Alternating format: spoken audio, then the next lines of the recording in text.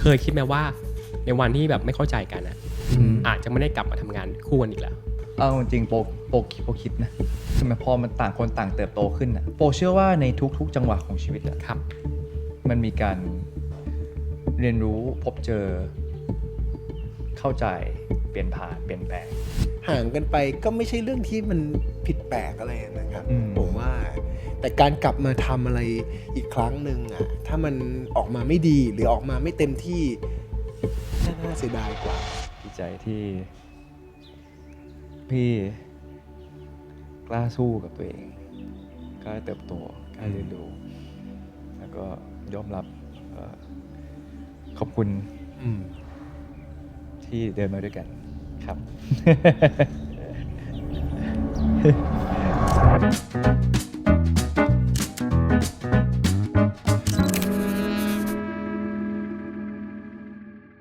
สวัสดีครับผมโจปารันเจียมจิตตรงครับนี่คือ Dear Myself ครับ Deep Talk อบอุ่นหัวใจที่ชวนผู้คนหลากหลายมาเล่าเรื่องราวในชีวิตผ่านรูปถ่ายและวันนี้อัลบั้มที่จะมาเปิดฮะเป็น2คนครับผมอยู่กับมายาโปสวัสดีครับสวัสดีครับสวัสดีโทษครับคุณทำอะไรฮะเนี่ย สวัสดีครับทำอะไรฮะผมกำลังตื่นเต้นกับสิ่งนี้อยู่เพราะว่าพี่เขาบอกว่าพอใช้ไมค์เนี่ยเสียงมันจะเท่มันจะหล่อขึ้นยอมไหมฮะไม่เป็นไรให้น้องเขาเล่นคนเดียวไปเถอะเดี๋ยวหลุดไปแล้ว ไม่เป็นไรพี่มันไม่น่าจะเป็นไรมาเราคุยกันได้เลยครั้งนี้เราคุยเรื่อง Dear Myself แล้วผมก็ดีใจมากๆที่ผมได้คุยกับคุณอีกครั้งหนึ่ง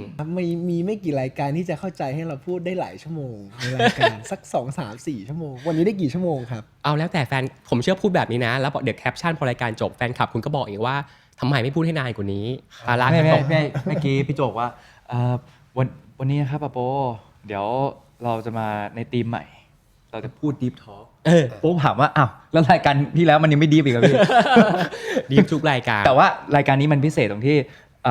มันจะมีรูปมาด้วยเราจะเล่าเรื่องผ่านรูปใช่ครับแล้วก็เป็นช่วงเวลา1ปีที่เราไม่ได้คุยกันรวมถึง1ปีนั้นน่ะมันมี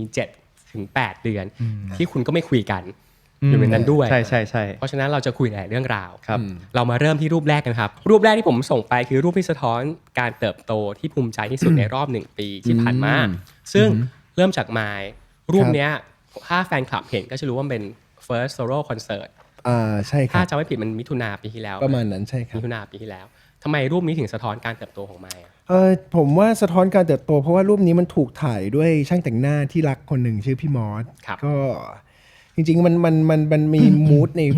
ตรงนี้เพราะว่าการที่เราได้เห็นพลังงานของความรักผ่านคนที่เรารักอีกทีหนึ่งเนี่ยโดยที่มีคนที่เรารักที่เป็นครอบครัวที่เป็นแฟนคลับที่เป็นนักดนตรีมีครอบครัวพิเศษโลโซพิการที่เราก็รักเขาเนี่ยก็อยู่ในนี้หมดเลยครับรวมถึงทีมงานทุกคนอะไรอย่างเงี้ยครับมันเป็นไอวิวผ่านบุคคลที่รักเราไปเจอคนที่เรารักและทุกคนก็รักกันอะไรเงี้ยมันก็มีแต่ความรักในนั้นและที่สำคัญคือโซโล่คอนเสิร์ตเนี้ยผมเป็นมิวสิกไดเรคเตอร์เป็นโคมิวสิกไดเรคเตอร์เป็นโชว์ไดเรคเตอร์ที่เป็นโคร่วมกันแล้วก็เป็นเพอร์ฟอร์เมอร์ทำทุกอย่างครับเท่าที่ทำได้ก็ค่อนข้างจะสำหรับตัวเองก็ค่อนข้างจะประทับใจในตัวเองที่เอาตัวรอดมาได้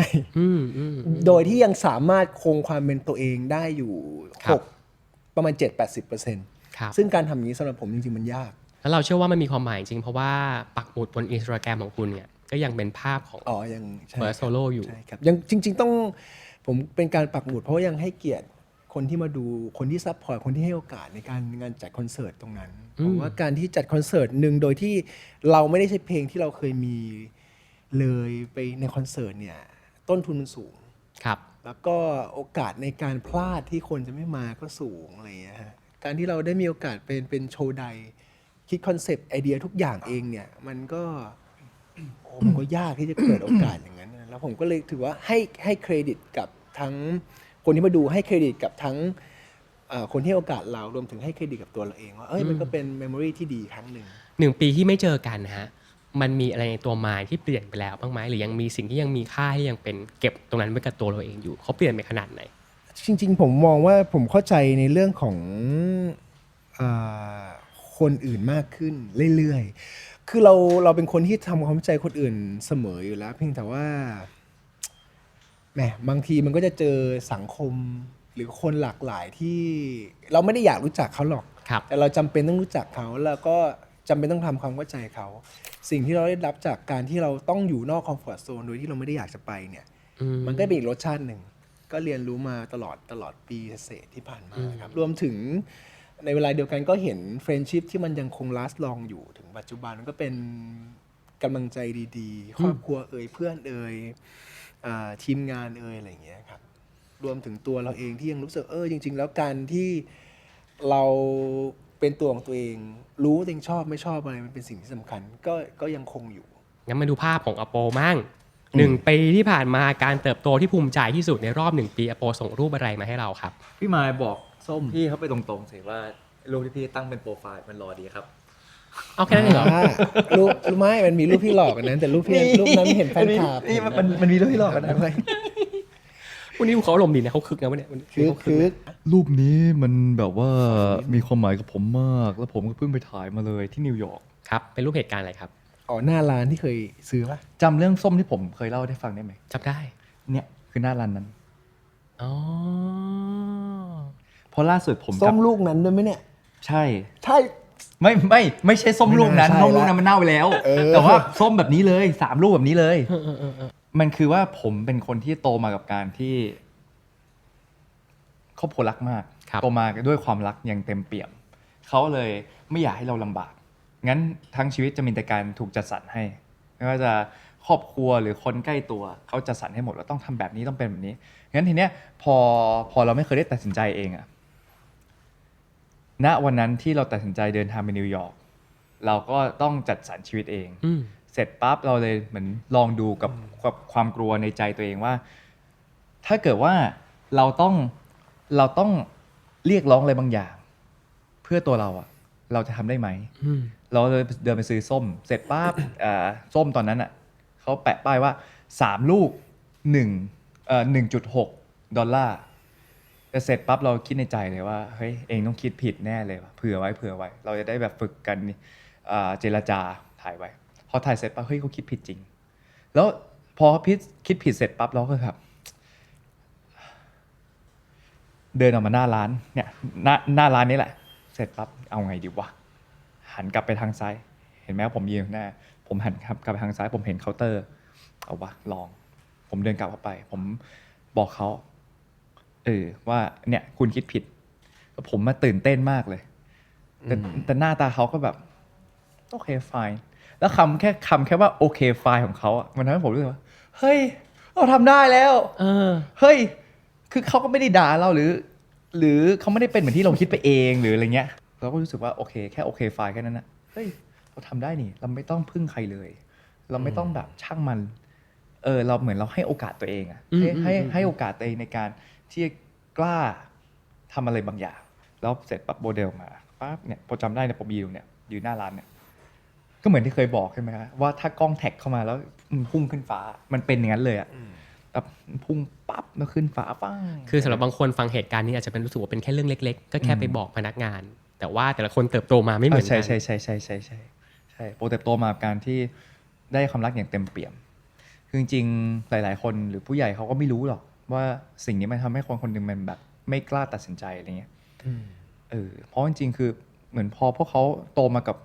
ความลำบากแล้วกันเป็นนักต่อสู้เขาก็ไม่อยากให้เราลำบากเหมือนเขาแต่มันเขาอาจจะลืมไปว่าคนคนหนึ่งอ่ะที่โตขึ้นมาเขาจำเป็นที่เขาต้องได้เรียนรู้ได้ล้มได้ผิดพลาดได้เติบโตถ้าเนี่ยแค่นี้โปรจำได้โปรมายืนหน้าร้านมันเลยการไปทัวร์ครั้งล่าสุดที่นิวยอร์กโปรมีความสุขมากแล้วโปรกลับไปที่เดิมโปรทำแบบเดิมแล้วโปรก็มายืนที่เดิมในวันที่โตขึ้นในวันที่เข้าใจอะไรมากขึ้นได้ผ่านโลกมามากขึ้นก็ต้องใช้คำว่า congratulation ขอบคุณครับเพราะว่ามันอาจจะเป็นแบบmilestone ที่เริ่มจากส้มแต่ความหมายมันไกลกว่าส้มผลมันเยอะมากแล้วมันบังเอิญว่าโปกลับไปนิวยอร์กโดยที่โปอ่ะไม่ได้ตั้งใจกลับไปเองโปไปทัวร์แล้วมันบังเอิญว่าไปเมืองนี้พอดีเหมือนเดิมเลยตัวโปก็ยังเป็นโปคนเดิมชื่อโปเหมือนเดิมหน้าตารูปร่างก็เหมือนเดิมสถานที่เหมือนเดิมทุกอย่างเหมือนเดิมถือส้มเหมือนเดิมแต่สิ่งที่เปลี่ยนไปมันคือภายในใจเราเพราะว่านี้มันคือสิ่งที่น่าสนใจสมมติถ้าใครอยากรู้ว่าแบบการเติบโตเป็นไงอ่ะจริงไปดูในซีรีส์ชายได้นะ เพราะว่าโปว่าตัวละครตรินที่โปเล่นอะมันคล้ายๆกับแบบนั้น ครับ คือเขาเป็นคนที่เหมือนเรียนมาเยอะอะแล้วเขารู้สึกว่าเขาอยากเปลี่ยนแปลงให้ประเทศมันดีขึ้น แต่พอมาเอาสิ่งที่เรียนมาแล้วมาเจอของจริงในประเทศอะหรือไม่ใช่แค่ประเทศไทยนะทุกที่ ครับ เหมือนถ้าเราเชื่อมันเหมือนเด็กเพิ่งจบอะเฮ้ยฉันอยากเป็นงี้ฉันต้องทำงี้ฉันต้องเป็นงี้มันต้องเป็นแบบนี้ได้เลย พอเจอของจริงอะโอ้โหเลี้ยวทุกคนอะ แต่ก่อนที่จะถ่ายซีรีส์เรื่องนี้แฟนคลับพวกคุณผมว่าขนาดผมยังคิดถึงการที่เห็นคุณสองคนนั่งข้างๆกันเลยนะคนที่ตามคุณเนี่ยต้องคิดถึงมากกว่าผมอยากรู้ว่าในช่วงที่คุณแยกกันไปไม่ได้ทำงานด้วยกัน7-8 เดือนคติดตามก็เช่นว่ามายาโปไปทำงานของตัวเองซึ่งมาอยู่ในรูปถัดไปที่ผมให้โจทย์คุณว่ารูปภาพเดี่ยวในช่วงเวลาที่แยกกันไปทำงานของตัวเองอาจเป็นรูปที่เล่าถึงชิ้นงานที่ภูมิใจท้าทายหรือรูปที่ตัวเองได้พัฒนาเลือกรูปนี้มาเพราะว่าเป็นรูปอะไรเล่าให้ฟังก่อนจริงๆมันยังอยู่ในคอนเสิร์ตอยู่แต่มันเป็นจุดเริ่มต้นของปีกว่าๆที่บอกนะเนาะจริงๆในคอนเสิร์ตเนี่ยผมใช้คอนเสิร์ตว่า authentic mind แหละชื่อตัวเอง mind ของแท้ mind ของแท้ ของแท้ ให้มันฟังดูจักรจี้เฉยภาษาไทย จริงๆคืออยากให้แฟนคลับได้เห็นอีกมุมนึง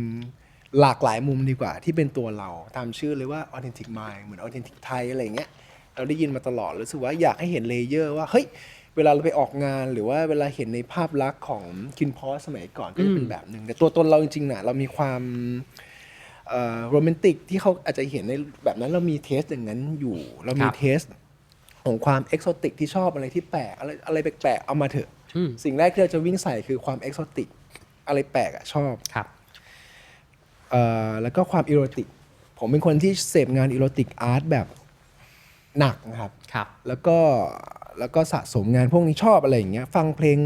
พวกโลฟายหรือบลูซึ่งมันเป็นอีโรติกให้กลิ่นอย่างนั้นรู้สึกว่าอยากจะเอางานอย่างนั้นมาใส่ในคอนเสิร์ตเราก็นั่นแหละครับก็ arrangement เพลงลายกีตาร์ลายนั่นนู่นนี่ก็คือจากทีมแล้วก็จากเราหมดแล้วก็รู้สึกภูมิใจแล้วก็ได้กลิ่นกับภาพเนี่ยมันเป็นคาแรคเตอร์อย่างนี้ความจริงๆมันดีไซน์ให้อีโรติกหนักกว่านี้แต่ด้วยมันถูกบิดไม่ได้ออนไทม์ก็เลยออกมาเป็นประมาณนี้ที่เลือกรูปนี้มาเพราะว่าสังเกตดูเล็กๆจะเห็นเครดิตของคนเป็นแฟนๆท่านหนึ่งที่เขาถ่ายรูปครับตรงนี้ก็เป็นผ่าน iView ของเขาที่เขาเห็นเช่นกันคือแต่รูปที่คุณเลือกมาถ้าแฟนคลับดูไปเรื่อยฮะมันจะเห็นความติสอะไรของคุณทั้งสองคนเนี่ยความเป็นตัวตนแต่ by the way พอคุณเลือกรูปที่เป็นดนตรีมาและผ่านการเติบโตมาในช่วงที่อยู่กับตัวเองในช่วงที่ไม่ได้ทำงานด้วยกันมันยิ่งโฟกัสชัดว่าดนตรีมันคือชีวิตของมายมาเสมอเหมือนกันใช่ครับซึ่งถ้าดูรูปนี้ถ้ารีเลทกับเรื่องชายเองเนี่ยจริงๆมันคือตัวผม 100% เลยนะเพอร์ฟอร์มผมไม่ได้คิดอะไรเลยผมว่าแค่เรียบเรียงเพลงมาแล้วก็ไปเพอร์ฟอร์มตรงนั้นเลยซึ่งลึกๆแล้วเราก็รู้สึกว่าสีหรือว่าความบรรยากาศหรือความรู้สึกเรามันไหลไปตามอย่างนั้นนะซึ่งมันจะมีความรีเลทกับไอ้ที่มาขายของวันนี้ด้วยก็คือธันวาครับดูดาร์กเลยกู ไม่ดาร์กมันเลยกลายเป็นส่วนผสมของไมล์และโปไงครับเพราะถ้าไมล์โปมันเหมือนกันโปว่ามันอาจจะมันจะเป็นกระดาษมันไม่อร่อยอ่ะมันเหมือนกินอาหารแบบเดียวนะโปอ่ะเป็นพรีเซนเตอร์ของ Skechers ครับแล้วทีเนี้ยก็โชคดีที่เขาอ่ะเห็นว่าเราชอบอะไรชอบเสื้อผ้าเราเลยได้คอลแลบกันแล้วพอการได้คอลแลบเนี่ยเขาก็น่ารักมากเขาให้โอกาสเราเต็มที่ในการที่เรามีมุมมองไงเราอยากทำอะไรเราอยากทำแบบไหนแล้วเขาไม่เข้ามายุ่งนะครับเขาแค่ซัพพอร์ตเท่านั้นเลยแล้วลายทั้งหมดเนี่ยหรือแม้แต่รูปทรงเสื้อผ้าผมเป็นคนเลือกหมดเลยมันรู้สึกภูมิใจตรงที่ลายมือของเราอยู่บนนั้นเข้าใจเลยเข้าใจเลยแล้ว creativity ผมชอบโปรเจกต์นี้มากเพราะว่า Skechers ปล่อยให้เขาหมดแล้วเขาก็ทำออกมาได้ดีรายละเอียดมันครบอะครับผมเห็นแล้วเจ๋งมากเลยซึ่งใครจะคิดนะวันแรกที่ก่อนที่คินพอจะปล่อยออกไปแล้วคุณจะมีอะไรทำแบบเนี้ย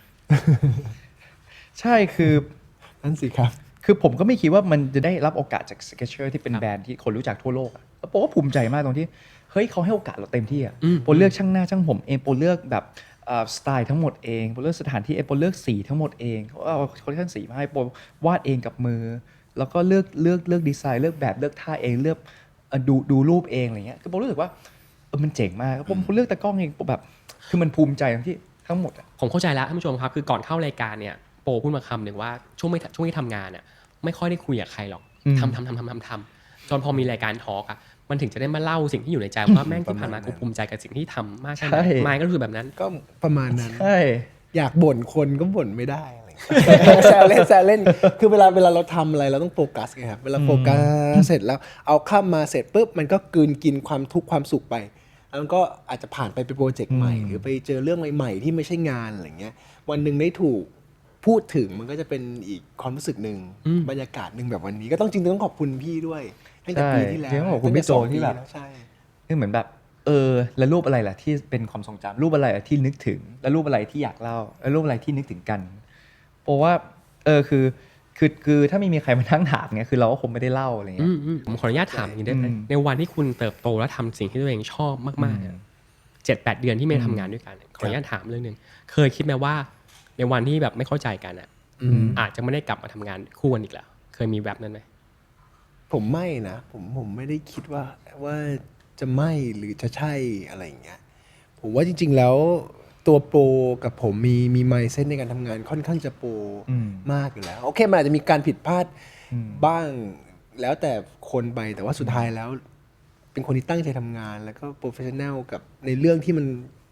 ต้องเป็นควรเป็นอย่างเงี้ยดังนั้นการที่ไม่เข้าใจแล้วหายไปการที่กลับมาใหม่เป็นเรื่องธรรมดาครับครับคือผมมองว่าเมื่อวานมีคนถามเราสองคนเรื่องหลุมดำในห้วงชีวิตว่าเฮ้ยมันเคยมีไหมอะไรเงี้ยผมก็ลืมตอบเข้าไปมันก็คล้ายๆเรื่องนี้แหละว่าเฮ้ยเวลาเราผิดพลาดอะไรบางอย่างเนี่ยการกลับมาเทิร์นกลับมามันจะเห็นไดนามิกของความรู้สึกตัวเองไดนามิกของการจัดการต่างๆที่เปลี่ยนไปที่หลากหลายคือจริงๆห่างกันไปก็ไม่ใช่เรื่องที่มันผิดแปลกอะไรนะครับผมว่าแต่การกลับมาทำอะไรอีกครั้งหนึ่งอ่ะถ้ามันออกมาไม่ดีหรือออกมาไม่เต็มที่น่าเสียดายกว่าซึ่งมันไม่ใช่อย่างนั้นไงเอาจริงโปคิดนะเพราะว่าคือเหมือนพ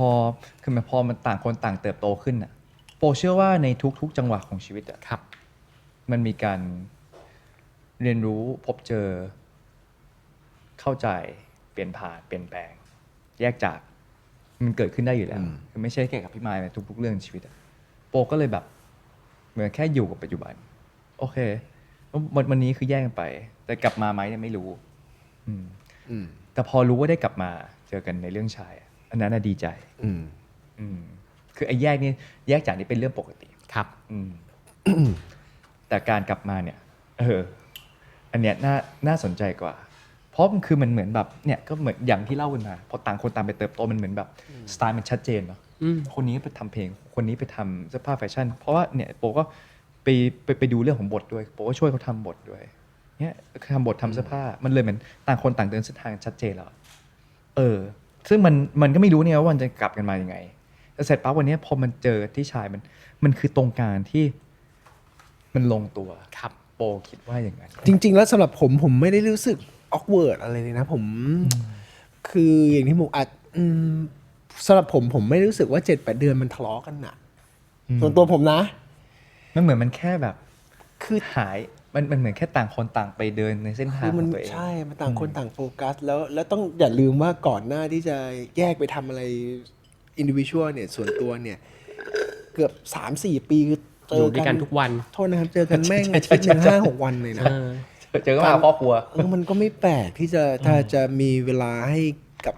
แนวทางที่ตัวเองชื่นชอบอะไรเงี้ย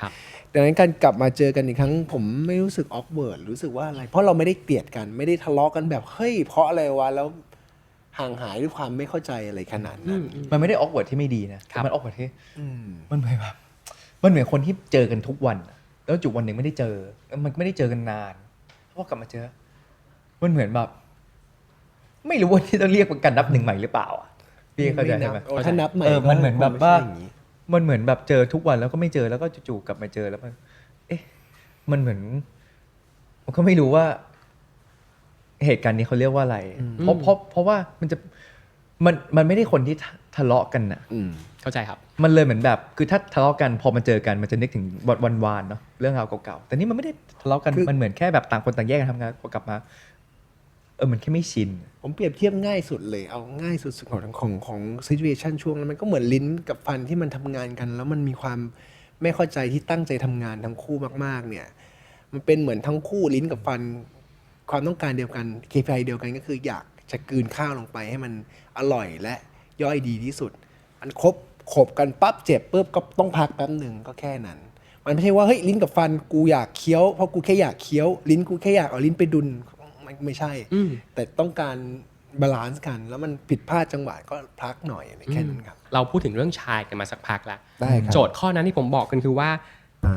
อยากให้นำเสนอรูปในช่วงเวลาที่ถ่ายซีรีส์เรื่องชายนะฮะอาจจะเป็นฉากหรือเหตุการณ์ที่คุณอยากเล่าถึง หรือเหตุการณ์ที่มีความหมายของการทำงานในโปรเจกต์นี้มายก็ส่งรูปเพียงเห็นหน้าตัวเองไม่ชัดอยู่ดีฮะมาให้เรา มันเป็นรูปที่ไหนเหตุการณ์อะไรมาย ต้องบอกว่าอย่างแรกผมไม่ค่อยชอบถ่ายเซลฟี่ ผมไม่ค่อยชอบ แบบไม่ชอบเลย อย่างที่สองก็คือผมก็เลยเลือกเมมโมรีด้วยการทำเนี่ยเช็คอินของเรากับ เป็นรูปแรกที่ถ่ายในกองชาย มันเรียกว่า a very first picture of ชาย ครับ from Mal from me ครับ หลักๆไม่มีอะไรหรอกครับหลักๆคือเราก็ต้องเช็คอินว่ามันสตาร์ทแล้วนะครับ เจอร์นี่ในตลอด 3-4 เดือนที่เป็นในพาร์ทของโปรดักชันเนี่ยมันจะเป็นยังไงเดี๋ยวเราไปลุยกันสนุกกันแต่มันสตาร์ทจากรูปนี้ คือเป็นโมเมนต์แรกที่ ใช่ ประทับใจมันเป็นจุดเริ่มต้นของการเดินทางครั้งนี้ ใช่คือผมเห็นคำถามเห็นที่ส่งคำถามมา ผมรู้สึกว่าการเห็นรูปภาพรูปหนึ่งอ่ะโอเค เราจะมองเป็นไทม์แคปซูลว่าเฮ้ยทุกเมมโมรีทุกอย่างอยู่ในนั้นภาพเดียวก็ได้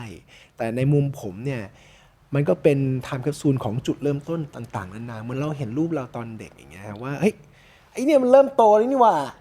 มันเริ่มใส่กางเกงในแล้วนี่แสดงว่าไอ้นี่มันเริ่มมีพัฒนาการแล้วจะรีเลทเราจะเห็นพัฒนาการต่อจากนั้นจินตนาการตามมา มันเหมือนเห็นเริ่มใส่กางเกงในจากรูปเนี้ยครับใช่สำหรับผม อโปเป็นรูปไหนฮะ แต่เห็นรูปนี้ก็คิดถึงนะเพราะว่าช่วงเวลาที่ถ่ายที่ปารีสที่เราเปิดกล้องมันค่อนข้างยาก ครับ เพราะว่าคือมันต้องเป็นกองไม่ได้ใหญ่มาก ต้องแบบเคลื่อนย้ายเร็ว ใช่เคลื่อน ย้ายเร็ว ย้ายเร็วแล้วก็ แล้ว ใช้ ฝนก็ตกแบบโอ้โห ใช่ฝนก็ ทุ ตก วัน แล้วก็เราได้นักแสดงต่างชาติมาจากการแคสต่างๆนานามันทำให้เฮ้ยมันเหมือนเอาจริง เราก็ไม่สามารถสื่อสารกับเขาได้แบบได้อย่างเต็มที่เพ ครับ ราะว่าคือเราไม่ได้พูดแบบเราไม่ได้พูดฝรั่งเศสได้คล่องขนาดนั้นนะโอเคเขาพูดอังกฤษได้แหละแต่พอในฉากเขาพูดฝรั่งเศสอ่ะคือเราพูดได้บ้างอะมันเลยทำให้แบบคือการทำงานมันก็ไม่ได้ง่ายอะแต่ว่าคือมันโฟล์ด้วยการที่เขาอะเต็มที่กับไปพร้อมกับพวกเราแล้วพี่มายเขาแบบเหมือนให้กำลังใจอยู่ตรงนั้นแบบคือทุกคนแบบน่ารักมากแล้วก็เพื่อนของรุ่นน้องเขาก็ให้แบบให้ยืมอพาร์ตเมนต์อะไรเงี้ยแล้วมันน่าสนใจมากเลยงั้นพอมาเล่าถึงเรื่องชายเนี่ยโป๊ก็เลยเลือกรูปนี้มา เป็นรูปอะไรครับ เนี่ยมันเป็นรูปของวันแรกที่ถ่ายที่ไทยวันแรกที่กลับมาถ่ายที่ไทยอีกครั้งหนึ่ง ไม่น่าเชื่อเลยคุณเลือกวันแรกที่ฝรั่งเศส ใช่ อโปเลือกวันแรกที่ไท โปเลือกวันแรกที่ไทย แล้วซึ่งไอ้วันแรกเนี่ยคือมันน่าสนใจตรงที่เนี่ยเห็นโปรชูตนี้ไหม4คือเลิกตีสี่วันแรกคือเลิกตีสี่ อ๋อตอนนั้นตา ใช่ พี่ปิดแล้วไม่ไหวแล้ว ใช่คือมันบังเอิญว่าเหมือนพอคิวแรก เหนื่อย ที่เมือง มาก ไทยอ่ะแล้วพอมันเป็นกองเซตใหญ่มันเป็นเซตจริงๆอ่ะเราไม่สามารถที่จะคุมเวลาได้ขนาดนั้นมันเหมือนการเริ่มทำความรู้จักกันอ่ะแล้วมันก็ไม่ได้มีการเร่งกัน คือทุกคนทำความรู้จักกั ทำงาน ก่อ คราฟต์ด้วยครับมีไมซ์ ใช่ ทำงานคราฟต์ยิ่งลากไปใหญ่เลย แล้ววันนั้นแบบตอนนัดตั้งแต่7-8 โมงเช้าอะ ใช่ เสร็จตี ใช่ 4แล้วมัน เสร็จ ก็ ตีสี่ ลงน้ำ ก็เหมือนเช้าชนเช้า ลง อะ น้ำขึ้นน้ำ ใช่ เหลือเปลี่ยนโลอะไรอย่างเงี้ยครับโห ใช่ เหนื่อยมากแต่สนุก ซึ่งถ้าสมมติคนที่จะดูชายเนี่ยผมรีแคปให้แบบเร็วๆว่าแบบถึงตอน EP นี้ออนฮะ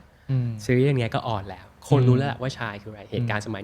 1969 ย้อนในสมัยนั้นซึ่งมันตรงกับพวกคุณมากๆแฟชั่นดนตรีที่พวกคุณสนใจอยู่ในหนังเรื่องอยู่ในซีรีส์เรื่องนี้ ใช่ แต่ว่าสิ่งหนึ่งที่ผมว่ามัน impact มากคือวันเปิดตัวที่พี่ปอนพูดว่าเนี่ยพี่แบบ the first original gay series ครับ โหผมฟังคำนั้นแล้วผมแบบเฮ้ยเจ๋งว่ะ พูดคนลุกไม่แต่โปว่า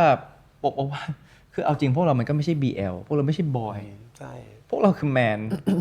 แล้วการที่แมนเขามีความสุขร่วมกันก็ไม่ใช่แค่โปกับตัวละครอื่นอ่ะคือเหมือนถ้าพูดให้ตรงตัวว่าโอเค it's a K life เพราะเราก็ยอมรับกันอย่างตรงไปตรงมาว่าเรื่องนี้เราเล่าถึงแบบนั้นกันอย่างตรงไปตรงมา ครับ แล้วมันก็ไม่ได้ต่างจากแบบจากชายหญิงหรืออย่างอื่นเลย ทุกอย่างมันเหมือนกันหมดเลย วิธีการใช้ชีวิตเหมือนกันคำพูดกับเหมือนกันก็กินต้องนอนเหมือนกันใช้ชีวิตมันไม่มีอะไรต่าง มันแค่ต่างกันในแง่ของนิยาม แต่เราก็พูดกันเลยอย่างตรงไปตรงมาว่า is a gay ครับ ประมาณนั้น is gay story ผมสายแซวผมก็ยังวันนั้นคุยกับพี่ปอนคุยกันบอกว่าเฮ้ยจะทำ BL ซีรีส์เขาบอกเขาก็หัวล้อใส่หมายมึง BL ผมว่าพี่แมนเลิฟป่ะล่ะเอาแมนเลิฟมันก็ยังไม่พอที่จะนิยามเรื่องนี้ก็คงต้องใช้คำว่าเกย์ตรงตัวที่สุดนะครับอย่างนั้นสั้นๆชวนผู้ชมดูซีรีส์ตอนนี้หน่อยฮะเริ่มจากขายยังไงดีแต่มันไม่รู้เลยอะแต่ว่ามั่นใจว่าซีรีส์เรื่องนี้ก็เป็นซีรีส์เรื่องหนึ่งที่มีคุณภาพแน่นอนเพราะว่าตั้งใจคราฟงานให้ดีที่สุดไม่ว่าจะในมุมของวิชวลหรือว่าในมุมของเนื้อเรื่องรวมถึง acting ที่ผมว่าทุกคนดาราทุกคนนักแสดงทุกคนอโปผมยูโร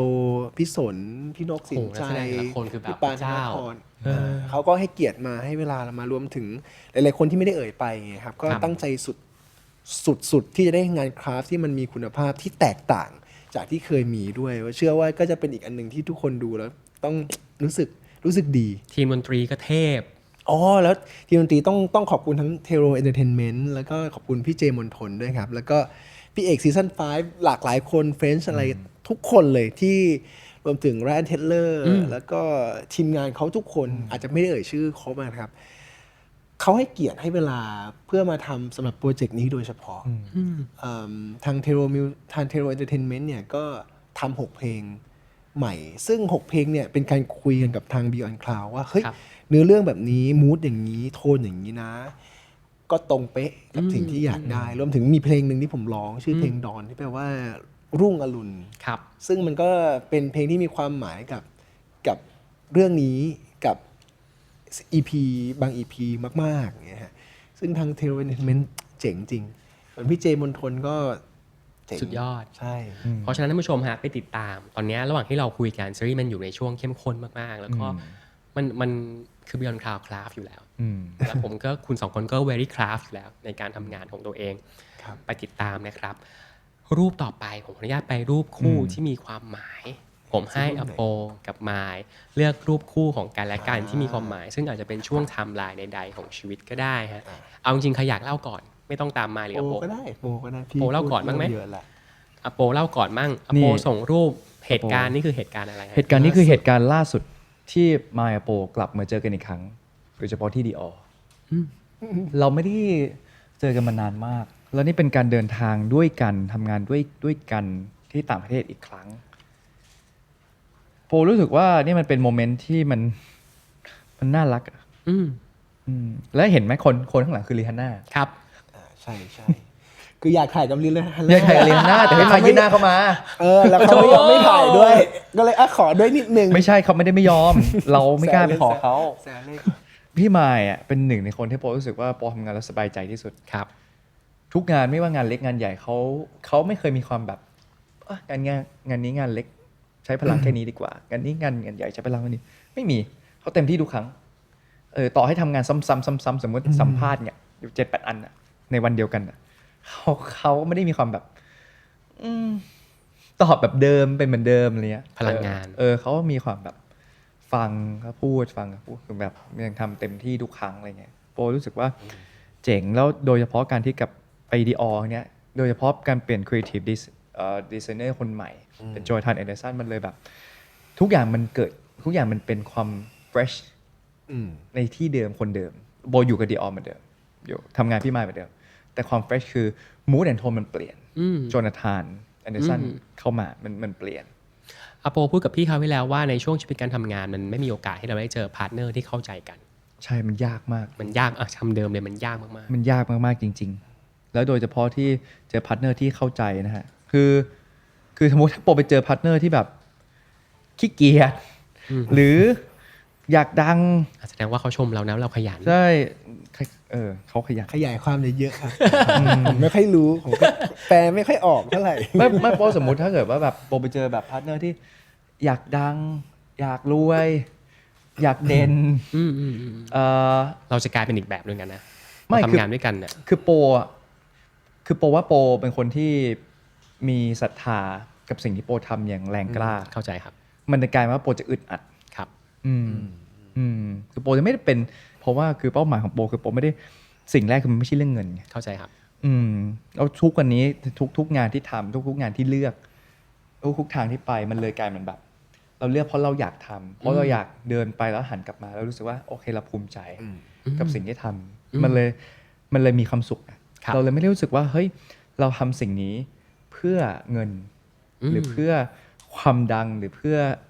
ให้คนยอมรับ แต่เราทำสิ่งนี้เพราะเราอะอยากจะทำแล้วมีความสุขแล้วเราเจอพาร์ทเนอร์ที่เขาแบบก็เห็นตรงกันมันเลยมีความสุขตรงนั้นแหละ อย่างนั้นส่งอัลบั้มรูปมาให้คุณพาร์ทเนอร์ฮะคุณพาร์ทเนอร์เลือกรูปอะไรมาฮะ เลือกรูปนี้มาจริงๆจะเอาอีกรูปหนึ่งแต่เลื่อนไม่เจอ IG ตัวเองทันทีเลื่อนแบบ ผมเลื่อนอยู่5 นาทีอ่ะ อันนี้เหตุการณ์อะไรฮะที่มา ผมก็เลยเอารูปที่ความหมายเดียวกันมา คือตอนนั้นเนี่ยอยู่ในช่วงขาขึ้นของ มายและอโป ตอนนี้ก็ยังขึ้นอยู่ โดยที่ไม่รู้ตัว อ๋อโอเคโอเค โดยที่ไม่รู้ตัวด้วยอ้าวมันขึ้นไวขนาดนั้นหรอแล้วมันเกิดอะไรขึ้นมากมายอะไรอย่างเงี้ยแล้วก็เป็นช่วงที่แบบโอเคยอด follow มันก็ทั้งคู่มันมาชนประมาณ1 ล้านด้วยกันอะไรอย่างเงี้ยทางค่ายก็เซเลบรตให้เหมือนเอามาเซเลบรต1 มิลเลียนตอนนั้นเราก็ไม่เก็ตหรอกว่าเฮ้ยทำไมมันต้องมาแบบมันก็คือตัวเลขหนึ่งแต่คือเราทั้งคู่ก็ทำงานเพื่ออยากให้ผลงานมันดีอะไรอย่างเงี้ยไม่ได้คาดหวังกับตัวเลขอะไรมากมายตอนนั้นนะครับแต่พอเวลาผ่านเรามานึกย้อนมาก็จริงๆก็เป็นสิ่งที่ความหมายมันคือทั้งทีมงานก็ยินดีกับพวกเราทั้งตัวโปรเองก็เติบโตผมเองก็เติบโตขึ้นแล้วมันเห็นพัฒนาการอย่างรวดเร็วอะจากช่วงแรกจากตอนนี้ในรูปรวมถึงตอนเนี้ยผมรู้ว่ามันเป็นรูปหนึ่งที่เก็บไทม์แคปซูล จริง เพียวๆได้เต็มที่มากตรงเนี้ยครับเพราะต้องบอกว่าช่วงนั้นนะเจอกันแทบอาทิตย์ละผมว่า6-7 วัน แล้วก็ทำอะไรหลากหลายมากไอ้รูปเนี้ยคือมันเลยทำให้เห็นมูดความรู้สึกตรงนั้นเยอะมากครับ และผมเชื่อว่าสิ่งหนึ่งที่ผมเสียดายที่สุดในวันนี้ฮะคือเรามีเวลากันน้อยเหลือเกินแล้วผมก็เชื่อว่าผมยังรอรูปถ่ายของคุณอีกหลายๆรูปแฟนคลับก็กำลังรอรูปถ่ายทั้งรูปเดี่ยวและรูปคู่ของคุณอีกหลายรูปเหมือนกันวันนี้ขอบคุณไมค์กับอัป ได้ โป เลย มากๆผมไม่อยากพูดคำนี้เลยเพราะผมมีแบบอีก15 ล้านคำถามไม่จะคุยกับคุณ วันหน้าเชิญมากับใหม่ก็ได้พี่ แต่ว่าในเดียวไมเซลครับมันจะมีรูปหนึ่งฮะที่เราจะอยากจะถ่ายพวกคุณในวันนี้ แล้วผมบอกว่าคุณอยากบอกอะไรตัวฉันที่สุดเดียไมเซลสิ่งที่คุณอยากบอกตัวฉันที่สุดในวันนี้หลังจากที่เราคุยกันมาทั้งหมดฮะถ้าคิดในความประโยคที่มันสั้นที่สุดมาอยากบอกอะไรตัวเองในวันนี้ และอโปอยากบอกอะไรตัวเองในวันนี้ และอยากบอกอะไรกันและกันในวันนี้ครับ บอกตัวเองก่อนละกันก็ยิ่งคุยกับตัวเองทุกวันอยู่แหละถ้าผมมีเวลาว่างผมเป็นคนชอบคุยกับตัวเองเหมือนเห็นตัวเองเป็นเพื่อนนะฮะฟังดูตลกนะ ไม่แต่มันเป็นอย่างนั้นจริงเป็นตั้งแต่เด็กแล้วคือผมรู้สึกว่าการได้คุยกับตัวเองมันคือการได้ทบทวนสิ่งที่เกิดขึ้นต้องเข้าใจก่อนว่าสังคมมันหลากหลายครับเราอย่างที่ผมบอกไปในรายการว่ามันบางที่เราต้องไปอยู่ใน ครับ ที่บางที่ที่เราก็ไม่ได้อยากอยู่แล้วจำใจต้องอยู่ หรือบางทีเราเอนจอยกับที่บางที่นานๆจนเราลืมไปว่ามันคอมฟอร์ตเกินไปอะไรเงี้ยการได้คุยกับตัวเองมันคือการได้ทบทวนอะไรอย่างเงี้ยครับถ้าจะบอกอะไรสักอย่างกับตัวเองก็ในวันนี้ก็บอกว่าโอเค be yourself in a good way is the best thing and you are right since you were young until now that's all ก็บอกอย่างเงี้ยครับก็ยังเป็นตัวเองอยู่ทุกวั ย น อดเยี่ยมแล้วอย่าบอกอะไรคนข้างๆฮะ บอกเลยดีเอาซึ้งหรือเอายังไง เอาอะไรก็ได้ ที่อยาก จริงๆสิ่งที่โปเป็นมันก็โอเคดีมากอยู่แล้วก็ไม่มีอะไรที่ต้องเป็นห่วงนะสำหรับผมว่า แต่อาจจะบอกเหมือนเดิมความรู้สึกเดิมที่เคยบอกเมื่อหลายปีที่แล้วว่าโอเค ถ้าวันหนึ่งมันโตขึ้นไปเรื่อยๆในที่ที่แบบว่าโอเคอาจจะไม่ได้ทำงานกับพี่หรือไม่ได้อยู่ใกล้หรืออะไรเงี้ยแล้ววันหนึ่งมัน falling down ลงมาเนี่ยก็ไม่เป็นไรพี่ก็ยังอยู่ที่เดิมแค่นั้นครับ พี่ก็เหมือนเดิมเลยตลอดอโปอยากบอกอะไรตัวเองที่สุดในวันนี้และอยากบอกอะไรกับคุณที่อยู่ที่เดิมเสมอฮะ ถ้าบอกกับตัวเองสมมติถ้าเกิดต้องฟรีซเป็นภาพนะโปรทับท่านี้ เยี่ยม ใช่เยี่ยมแล้ว ดีแล้วมีความสุขแล้ว เหมือนถ้าจับไหล่ตัวเองได้ก็แบบแตะแล้วก็ ยอดเยี่ยมคุณยังไม่ได้เทอยู่ปะ นะครับ ยังนั่งสมาธิอยู่ไหม ทำทุกวันเลยเพราะโปรยังต้องปลอบประโลมตัวเองโปรต้องขู่ดาวตัวเองโปรต้องทบทวนตัวเองโปรต้องบอกตัวเองให้ humble อ่อนโยน เด็ดเดี่ยว ครับ และมั่นคง แล้วอยากบอกอะไรคนนั้นฮะชอบการยักคิ้วของเขามาก เพราะคิ้วหนาเหลือเกิน โอ้ตายแล้ว อยากเห็นตอนไม่มีคิวไหม มันมีอยู่ในเจ็ตแลกไปดูได้ อย่าบอกเลยเขา เดี๋ยวขออัดเสียงด้วยได้ไหมครับ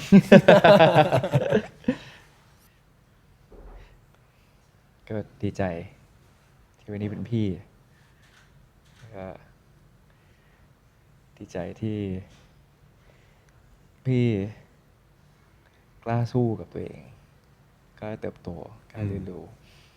แล้วก็ยอมรับแล้วก็ขอบคุณ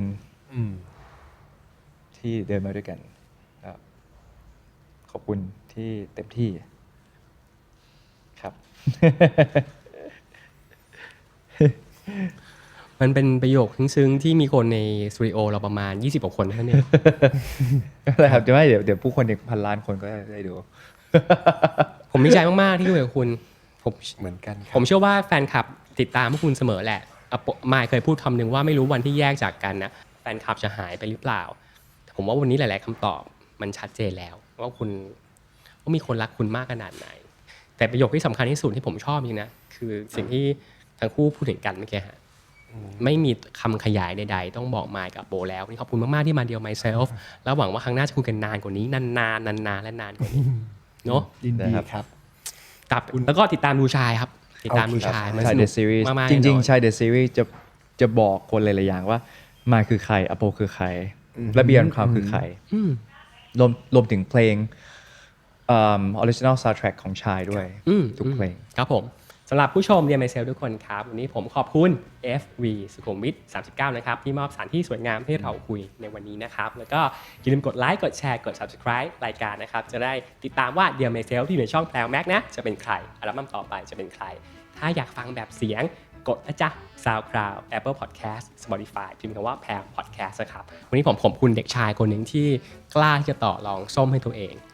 ขอบคุณการเติบโตของเขาที่เริ่มปลูกสิ่งที่ตัวเองอยากปลูกในกระถางของตัวเองที่คุณเคยบอกผมคราวที่แล้วฮะขอบคุณผู้ชายที่นั่งยิ้มอยู่ข้างๆตลอดเวลาก็เติบโตโดยที่สามารถยืนอยู่ในพื้นที่ตัวเองไม่ปลอดภัยแต่เข้าใจมันจากที่เราคุยในวันนี้โอ้อยากคุยต่อว่ะแล้วมาคุยกันใหม่ครับมายโปครับ ขอบคุณ ขอบคุณมากครับ ขอบคุณรอบหน้านานๆสวัสดีครับ ขอบคุณมากครับ ที่เรามีคนจ้างมาตบมือด้วยฮะ จ้างตั้งแพงตบดังๆหน่อยสิ เหมือนถ้าจับไหล่ตัวเองได้ก็แบบแตะแล้วก็ เยี่ยม ใช่เยี่ยมแล้ว ดีแล้วมีความสุขแล้ว Be yourself in a good way is the best thing อืม and you are right since you were young until now